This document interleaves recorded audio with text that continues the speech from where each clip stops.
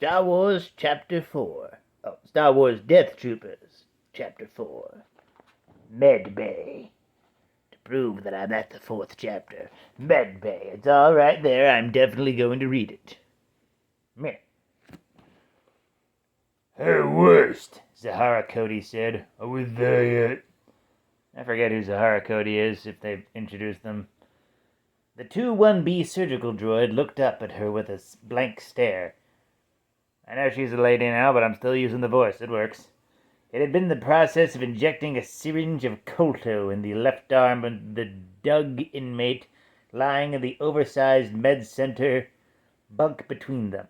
Within seconds of receiving the injection, the Doug writhed and rolled up onto its back, twitching its lower legs beneath the sheet, then stiffened and lapsed into a very convincing state of rigor mortis.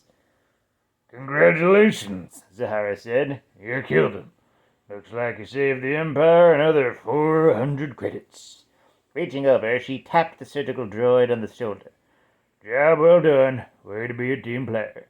The 2-1B looked at her in something like alarm. "But I did it. Let me do a quick test just to confirm time of death." Now I'm going for Dodoria. Zahara reached down and rolled the Doug sideways, pushing it over until it fell out of bed with a thud.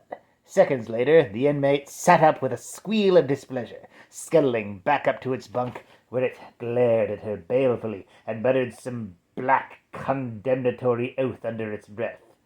You know, it's a crazy oath when it's a black condemnatory oath. The language of these books. "Looks like another miracle recovery, Zarbon," Zahara said. She didn't say Zarbon, but I'm going with Dodoria, and smiled. "Another one of your many skills, apparently." "A most irregular approach," Waste intoned. Who's Waste? Is that the robot? And something deep inside its torso, Callan clicked and whirred. "Don't you think that given the patient's ongoing complaints, we should run some additional tests?" "Unless I'm mistaken, this particular patient's main complaint is with the food." Zahara glanced at the Doug. And maybe one of the several different prison gangs that want his scalp for overdue loan payments. That's about right, isn't it, Tugnut? Of course his name is Tugnut. The Doug snarled and jerked one hand up in a gesture that transcended language barriers, then went back to faking its own death. I think the Doug just flipped off Zahara. But the middle finger doesn't exist in Star Wars land, so... Yeah, Tugnut is force sensitive and knew about the middle finger. That's the only explanation. "Scramble up an orderly droid," Zahara said. "Have him taken back to his cell." She looked back at the 2-1B. "You're aware, Waste, that you still haven't answered my initial question." Excuse me? Are we there yet? Dr. Cody, if you're referring to our ETA at Detention Moon's Gradient 7. "The Purge is a prison barge, Waste. Where else would we be headed? Wild space?" She waited patiently to see if the 2-1B was going to... I forgot her name was Dr. Cody. Ugh. There's your mind, Mick the Man. The Purge is a prison barge, Waste. Where else would we be headed? Wild space? She waited patiently to see if the 2-1B was going to favor her with another of its flat, implacable glances. Throughout the last 3 months of working alongside the droid, Zahara Cody had come to think of herself as a connoisseur of such reactions, the way that some people collected rare pseudogenetic polymorph species or trinkets from order pre-imperial cultures. "We've already dropped out of hyperspace. Our engines have been stopped for almost an hour now, and we're just sitting here stock still. So that can only mean one thing, right? We must be there." "Actually, Doctor, my uplink to the navicomputer indicates that..." Hey, Doc!" A blunt finger reached out from behind Zahara and prodded her somewhere in the vicinity of her lower spine. "We're there yet?" Hold on, let me try it differently. "Hey, Doc!" A blunt finger reached out from behind Zahara and prodded her somewhere in the vicinity of her lower spine. We're there yet. Zahara looked over at the Deveronian inmate sprawled languorously on his side on the bed behind her, then turned back at her surgical droid. See, Waste? It's a question on everyone's lips. Nah. Oh, I'm serious, Doc. The Deveronian groaned, peering up from the depths of melancholy. His right horn had been snapped off mid-trunk, giving his face a peculiar lopsided look, and he poked himself in the abdomen and groaned. One of my livers is going bad. I can feel it. I think maybe I caught something in the shower. May I offer a more likely diagnosis? The 2-1B scurried eagerly around Zahara, already exchanging tools in its servo-grips as the internal components of its diagnostic computer flickered beneath its torso sheath. Liver damage in your species is not uncommon. In many cases, your silver-based blood results in depleted oxygen due to the low-level addiction to the recreational use of... Hey, your face! The Deveronian sat up, suddenly the robust picture of perfect health, and grabbed the 2-1B's pincer. What are you saying about my species? That's the voice I'm going with for this character. Deal with it. Easy, Gat. He didn't mean anything by it. Zahara placed a hand on the inmate's wrist until he released the droid.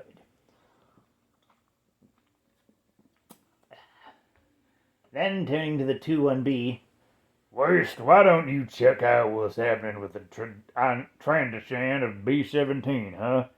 His temp's up again, and I don't like the last whites count.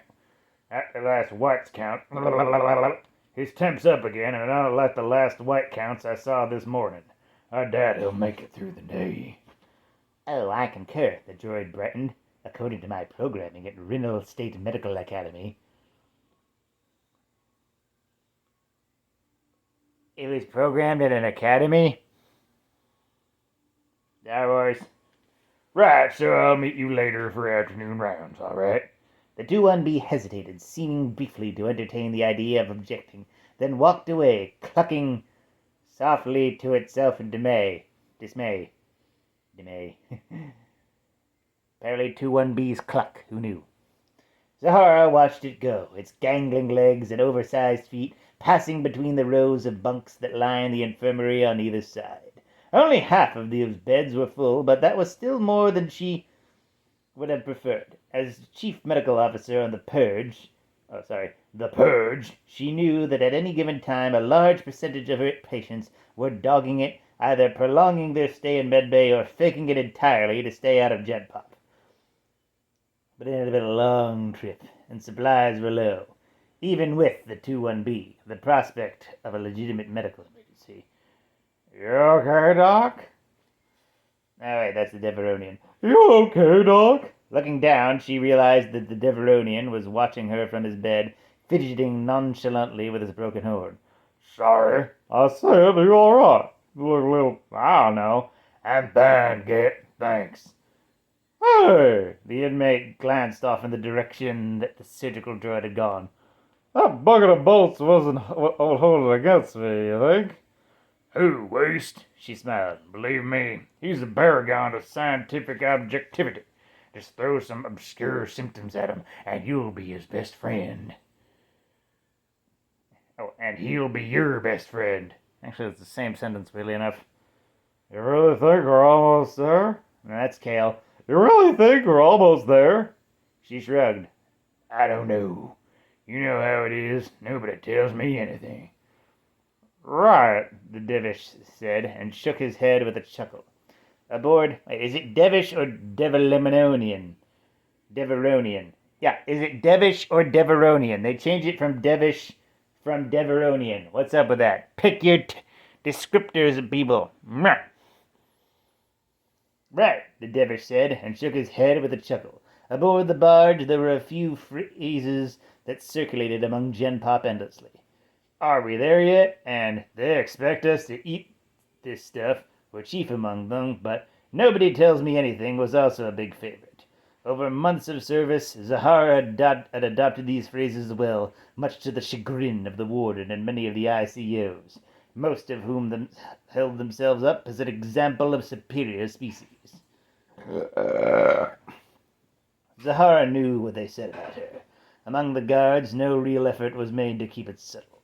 Too much time spent down in the Met Bay with the scum and droids, and the little rich girl had started to go native, preferring the company of inmates and synthetics to her own kind, corrections officers and stormtroopers.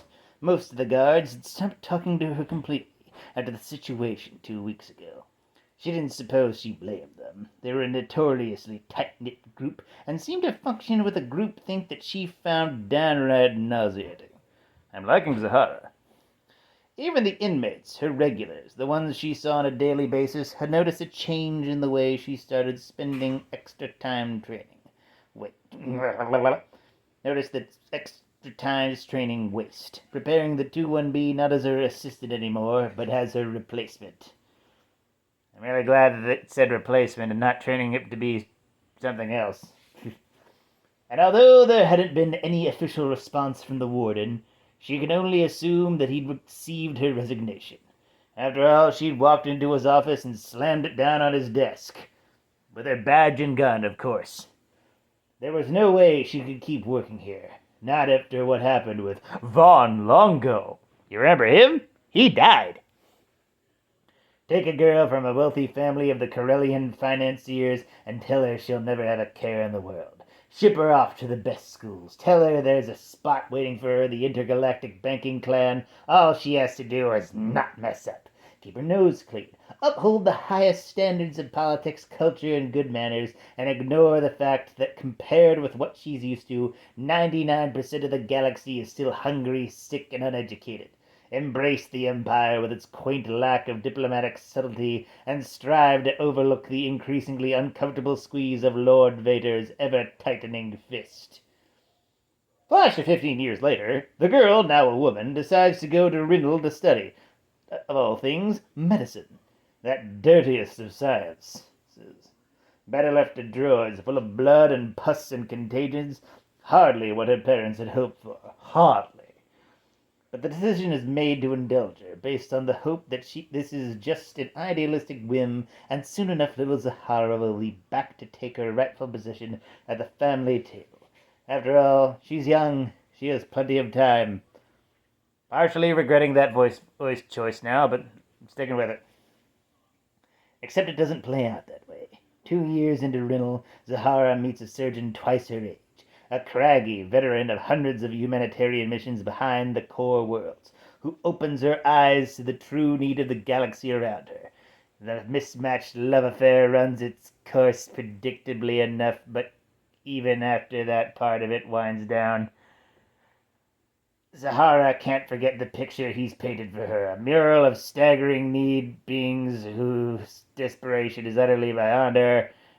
He reminds her that the poor are out there in their countless millions, human and non-human alike, young ones dying of malnutrition and sickness, while the galaxy's upper echelons bask in self-indulged oblivion. You can either live with something like that, the surgeon tells her, on what turns out to be one of their last nights together, or you can't. Because she couldn't have come to this conclusion on herself. No, she had to have an affair with a surgeon. Okay, sure. And it turns out she can't. After being universally rejected by various aid groups because of her lack of experience, Zahara makes the decision to go work for the Empire, which her family reluctantly accepts. At least it's a known entity, but in a capacity that leaves her parents speechless, stupefied, and outraged. No doubt of theirs is going to work on an Imperial prison barge. The indignity of it is beyond all scale. Yet here I am, Zahara thought now, queen of her own miniature kingdom. After all, Duchess of the Empty Bunks and Our Lady of the Perpetual Stomachache, involuntary lust object of 100 emotionally frustrated prison guards and deprived stormtroopers. Ew. Dispenser of medicine charged with keeping the inmates of the Imperial prison purge. Tongue twister. Imperial prison barge purge alive long enough to be permanently detained on some remote prison moon. The irony, of course, is that in a standard week's time, or whenever they finally arrived at their destination, she would be going back to her father and mother, if not exactly hat in hand, then close enough. Her mother would sniff and scowl, her brother would jeer, but her father would throw his arms around his little girl, and after the acceptable amount of time had passed, her penance would be complete, and she would be welcomed back into the fold. And her time aboard the barge would become what they thought would be all along, an adventure in her youth, a charming dinner anecdote for diplomats. You'll never believe how our little girl decided to spend her youth. Looking through the medbag, and Zahara felt a thin tremor of uncertainty steal over her and wilted away. But like most aspects of her personality, it didn't go without a fight. Instead, unbidden, the image of Von Longo floated back up into her memory, the man's bloody face trying to talk to her through the ventilator, clutching her hand in both of his, asking to see his boys one last time, begging her to bring them to him so that he could speak to them in private. Moments later, the cloud of heavy menace emerged behind her back, and she turned to see Jareth Sartoris, close enough that she could actually smell his skin, speaking through the thin lips that hardly seemed to move. "Paying your respects, Doctor." Longo had died later that day, and Zahara Cody decided that she had flown her last voyage with the Purge and the Empire. The next step would be contacting her parents and letting them know she was coming home. Luxurious clothing and fine crystal had never been her first choice, but at least she'd be able to sleep at night. And in the evenings she wouldn't sit down to dinner with the wealthy and proud and forget about what had happened with Von Longo and Jareth Sartoris. "Is this really what you want?" Zahara shook it off. In any case, she'd always assumed she'd have lots of time to think about it before the barge got where it was going. Plenty of time to make up her mind. Except now the engines had been stopped for over an hour. A standard hour. Except from across the infirmary, another voice, one of the other inmates, cried out, Hey, Doc, are we there yet? This time, Zahara didn't answer. Just imagine Zahara rolling her eyes at that last bit. Okay, that's the end of that chapter. We introduced Zahara. I made her sound like Dodoria from Team 4 Stars Dragon Ball Z Abridged. And, she hates her job and wants to quit, but she's gonna stay and heal a bunch of people because of stuff happening. Yada yada.